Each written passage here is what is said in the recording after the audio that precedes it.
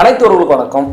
நம்ம இந்த தொடரில் தமிழ்நாட்டில் நடந்த சட்டமன்ற தேர்தலுடைய வரலாறு பற்றி நம்ம பார்த்துட்டு வரோம். அதில் ஏற்கனவே 2 நடந்த சட்டமன்ற தேர்தலை நம்ம பார்த்துட்டோம். இந்த வீடியோவில் 1962ஆம் ஆண்டு நடந்த தமிழ்நாட்டில் நடந்த 3வது சட்டமன்ற தேர்தலை பற்றி தான் இந்த வீடியோவில் பார்க்க போகிறோம். இந்த வீடியோவை பார்ப்பதற்கு முன்பாக இது வரைக்கும் நீங்கள் நம்முடைய சேனலை சப்ஸ்கிரைப் பண்ணால் உடனே சப்ஸ்கிரைப் பண்ணுங்கள். அப்படியே அந்த பக்கத்தில் இருக்க பெல் பட்டனை அழுத்திடுங்க. வாங்க, 1962ஆம் ஆண்டு நடந்த தமிழ்நாட்டின் 3வது சட்டமன்ற தேர்தல் நடந்த சுவாரஸ்யங்கள் என்ன, அன்றைய நேரத்தில் நடந்த அரசியல் மாற்றங்கள் என்ன, அது குறித்து விவாதிப்போம். வாங்கள் வீடியோக்குள்ள போடலாம். 1962 இதற்கு முன்பாக காமராஜர் தான் தமிழ்நாட்டோட முதலமைச்சராக இருந்தார். அவரோட ஆட்சியில் சிறப்பான திட்டங்கள் முன்னெடுக்கப்பட்டது. ஆனாலும் காமராஜோட ஆட்சியில் சில கரும்புள்ளிகள் போல சில கேள்விகளும் வைக்கப்பட்டிருந்தது. அது காமராஜருக்கு எதிராகவும் இருந்தது. இந்த தேர்தலில் காங்கிரஸ் கட்சியை பொறுத்த வரைக்கும் காமராஜர் தான் முதலமைச்சர் வேட்பாளரை நியமனம் பண்ணாங்க. காமராஜருடைய இந்த காங்கிரஸ் கட்சி யாரோட கூட்டணியில் தனித்து தான் போட்டிடணும்னு சொல்லிட்டு தனியாகவே போட்டிட்டாங்க.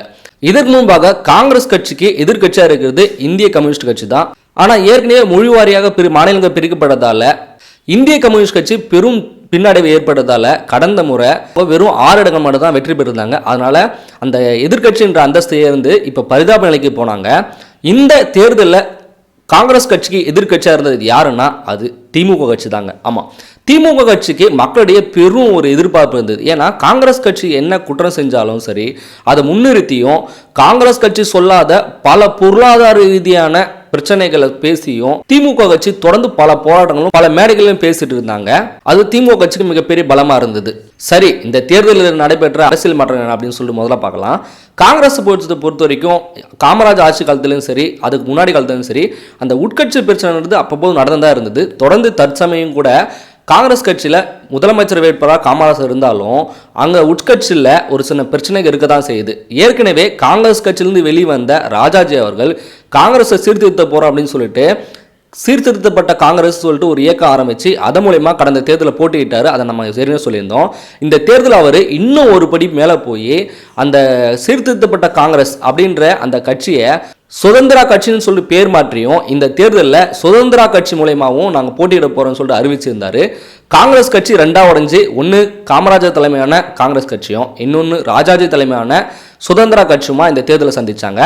அதுக்கு அடுத்தபுறமா இருக்க எதிர்கட்சியாக சொல்லப்பட்ட திமுக கட்சி ஒரு வளர்ச்சியை கண்டிருக்கும் போதும் அந்த இடத்துல ஒரு சின்ன ஒரு விரிசல் போல ஈவிகே சம்பத் அவர்கள் திமுக கட்சியில் மிகப்பெரிய ஒரு பொறுப்பாளராக இருந்தார், முக்கிய தலைவர்கள் உருவாக இருந்தார்.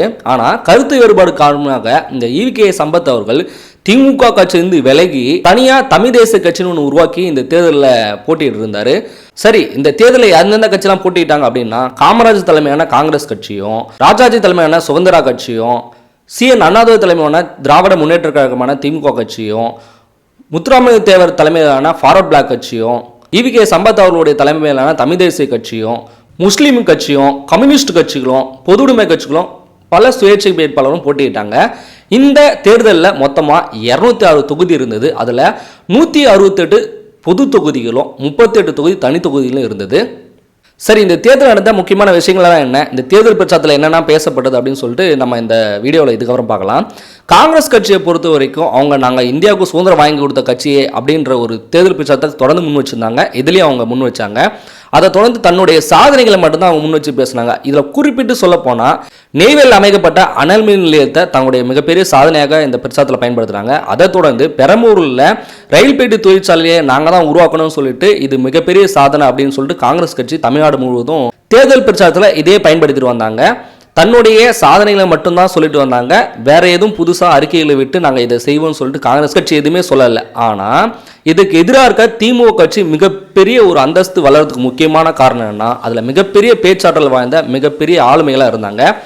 எல்லோருமே தங்களுடைய தமிழ்நாட்டு மக்களுக்கு என்ன தேவை, பொருளாதார ரீதியான பல அறிக்கைகளை முன் வச்சாங்க, பல திட்டங்களையும் முன் வச்சிருந்தாங்க. அதன்படி இந்த தேர்தலில் திமுக கட்சியோடைய இந்த தேர்தல் அறிக்கைன்றது மக்களிட வெகுவாக கறந்துச்சு. அதில் அவங்க முன்னிலைப்படுத்துறது என்னன்னா, நாங்கள் ஆட்சிக்கு வந்தால் வரியை குறைப்போம்னோம், சீர்திருத்தப்பட்ட குழந்தை திருமண சட்டத்தை நாங்கள் அமல்படுத்துவோம் அப்படின்னு சொல்லிட்டோம்.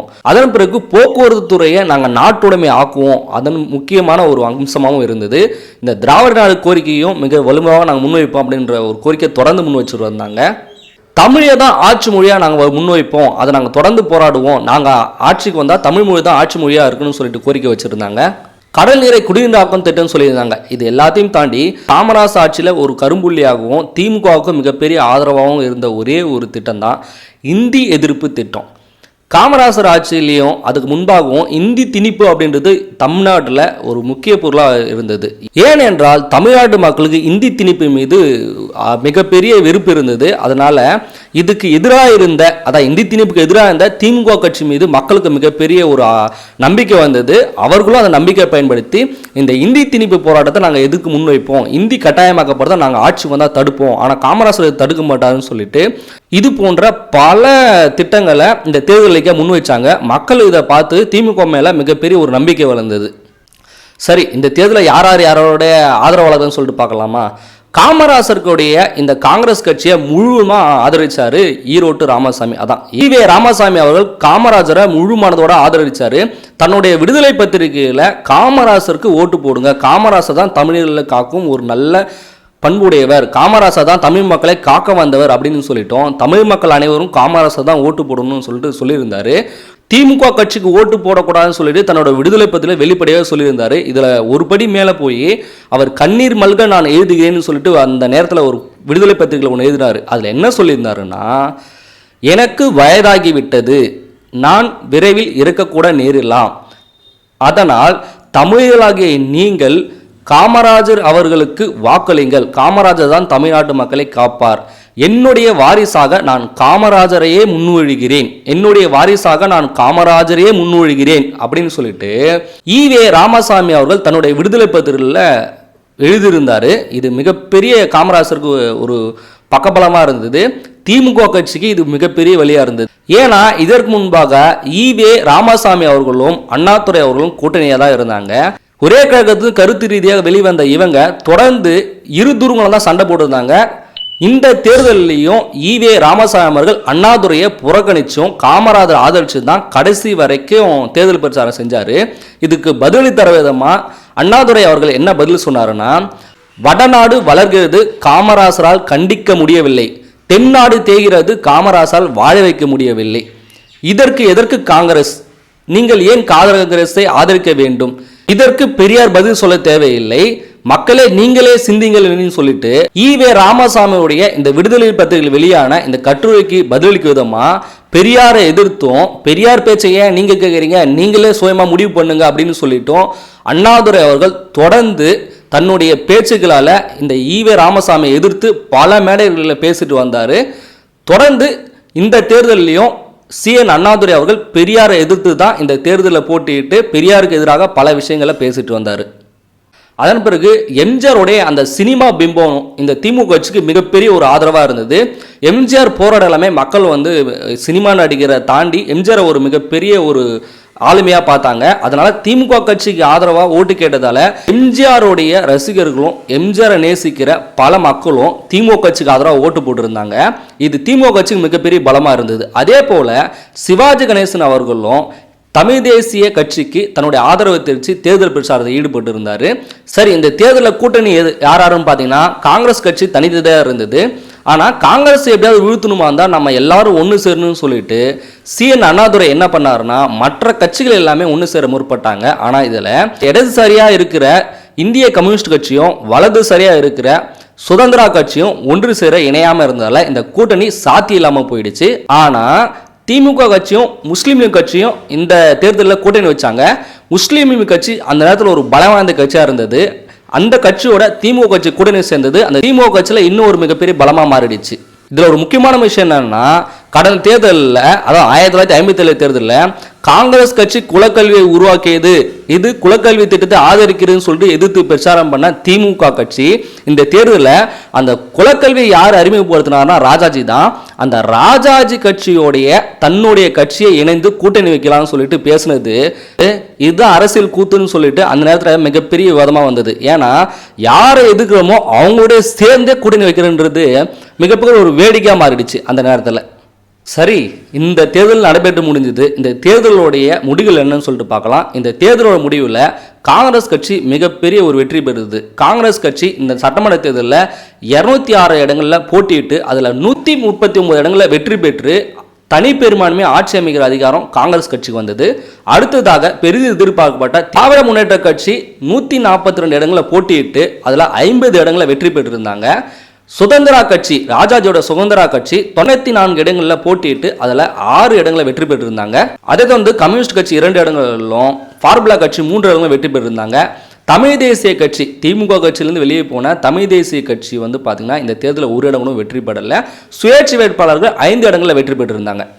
அதனால காங்கிரஸ் கட்சி மீண்டும் தன்னுடைய ஆட்சியை நிலைநாட்ட வச்சு காமராசர் அவர்கள் 3வது முறை முதலமைச்சர் பதவியேற்றாரு. இதுல ஒரு சிந்தனை என்னன்னா, காமராசர் ஒரு திட்டம் போட்டிருந்தாரு. ஏற்கனவே திமுக கட்சி 15 இடங்களை வெற்றி பெற்றிருந்தது. அதில் மீண்டும் போட்டியிட்டு அந்த 15 பேரையும் நம்ம தோக்கடிக்கணும் அப்படின்னு சொல்லிட்டு ஒரு யோசனை வச்சிருந்தாரு. அதில் அவர் வெற்றி பெற்றார்னு சொல்லலாம். ஏன்னா கடந்த 1957ஆம் ஆண்டு வெற்றி பெற்ற 15 திமுக சட்டமன்ற உறுப்பினரில் இந்த தடவை 14 பேர் தோற்று போயிட்டாங்க. அதில் ஒரே ஒரு ஆளாக கருணாநிதி மாதிரி தான் வெற்றி பெற்றார். இதில் அதிர்ச்சலிக்க விஷயம் என்னன்னா, திமுக கட்சியுடைய முதலமைச்சர் வேட்பாளரான CN அண்ணாதுரை அவர்களே இந்த தேர்தலில் போட்டியில் தோற்றுவிட்டார். ஆமாங்க, அவர் ஏற்கனவே இந்த தேர்தலில் தோற்றிடுவோம் அப்படின்னு சொல்லிட்டு நினைச்சு தான் தேர்தல் ஓட்டு எண்ணிக்கை நடைபெறும் நாள் அன்னைக்கு எம்ஜிஆருடைய மனைவி இறந்துட்டாங்க. அதனால எம்ஜிஆருடைய மனைவியுடைய அந்த இறுதிச்சடங்கு போயிருந்தார். அங்கே ரொம்ப நேரம் ஆகியும் அண்ணாதுரை அவர்கள் ஓட்டு எண்ணும் மையத்துக்கு வரவே இல்லை. எம்ஜிஆர் அவர்கள் அண்ணாதுரையிடம், நீங்கள் வாக்கு என்ற மையத்துக்கு போகலையா, அங்கே ஏதாவது குளறுபடி நடந்தால் என்ன பண்ணுறது, நீங்கள் போங்கன்னு சொல்ல, அதுக்கு அண்ணாதுரை சிரிச்சுட்டு என்ன சொன்னார்னா, இனிமேலும் தப்பு நடக்க ஒன்றும் இல்லை அப்படின்னு சொல்லிட்டாரு. அதாவது நடந்த தப்பெல்லாம் அதிகபட்சமாக எல்லாம் நடந்தாச்சு, இதுக்கு மேலே என்ன தப்பு நடக்க போகுது அப்படின்னு சொல்லியிருந்தார். ஏன்னா அண்ணாதுரை அவர் தோத்துறாருன்னு சொல்லிட்டு அவர் அப்பயே முடிவு பண்ணியிருந்தார் போலது. அதனால தான் இது போல பதில சொல்லியிருந்தார். ஒரு தேர்தலையும் சின்ன ரொம்ப முக்கியமான விஷயம். இதில் முக்கியமான விஷயம்னா, கடந்த முறை 1957 நடந்த தேர்தலில் வெவ்வேறு சின்னத்தில் போட்டியிட்ட திமுக கட்சி இந்த ஆண்டு தான் 1962 நடந்த சட்டமன்ற தேர்தலில் தான் உதயசூரன் சின்னத்தில் போட்டியிட்டாங்க. இந்த உதயசூரன் சின்னன்றது திமுக ஒதுக்கப்பட்ட சின்னம் இல்லை. இதற்கு முன்பாக இந்த உதயசூரன் சின்னம் வந்து தமிழ்நாடு உழைப்பாளர் கட்சின்ற கட்சிக்கிட்ட தான் உதயசூரன் சின்னம் இருந்தது. அது வந்து ஒரு வன்னியருடைய கட்சி. அந்த கட்சியோட நிறுவனம் யாருன்னு கேட்டால் கோவிந்தசாமி அவரோட தான் இது உதயசூரன் சின்னம் இருந்தது. ஆனால் கோவிந்தசாமி அவர்கள் கட்சியை கலத்தி விட்டு வேறொரு புதிய கட்சியும் தன்னை காங்கிரஸ் நினைச்சதால அந்த புதிய கட்சிக்கு போன அந்த உதயசூரன் சின்னத்தை தனக்கு வேணும்னு சொல்லிட்டு தேர்தல் கமிஷன் மூலமாக அண்ணாதுரை கேட்டுக்கொண்டதால அந்த உதயசூரன் சின்னம், அந்த வன்னியருடைய அந்த சங்கத்தில் இருந்த அந்த உதயசூரன் சின்னம்ன்றது இன்னைக்கு அந்த தேர்தலில் திமுக கட்சியோட வந்தது. இந்த திமுக கட்சிக்கு வந்த பிறகு இந்த உதயசூரன் சின்னன்றது அந்த கட்சியோடைய ஒரு மிகப்பெரிய அங்கமாக மாறிடுச்சு. சரி, 3வது முறையாக காமராஜர் அவர்கள் முதலமைச்சர் பதவி ஏற்றுட்டாரு.